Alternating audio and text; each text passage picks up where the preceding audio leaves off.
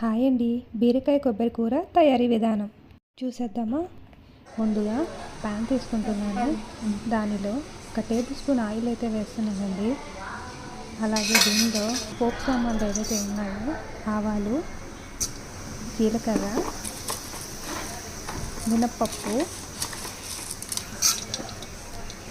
అలాగే కరివేపాకు వేస్తున్నానండి.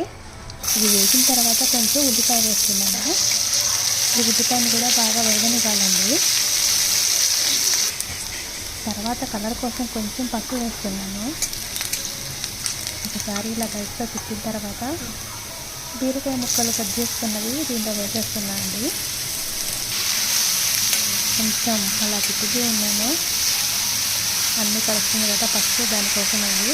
కొంచెం మగ్గడం కోసం అయితే నేను సాల్ట్ వేస్తున్నానండి. చాలా తక్కువ వేస్తున్నాను సాల్ట్.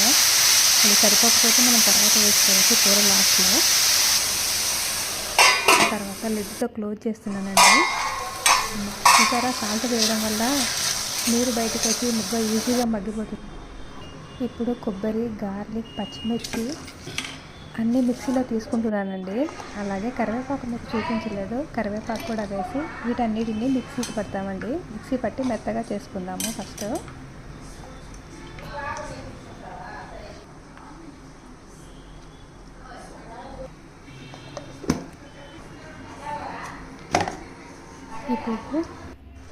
ఇప్పుడు బీరకాయ అయితే మగ్గిందండి. మూత తీసి చూసాను చూడండి, నీరంతా బయటకు వచ్చింది. అలాగే ఈ మిక్సీ పట్టిన మిశ్రమాన్ని ఇప్పుడు దీంట్లో వేసి ఒకసారి తిప్పుకోవాలండి.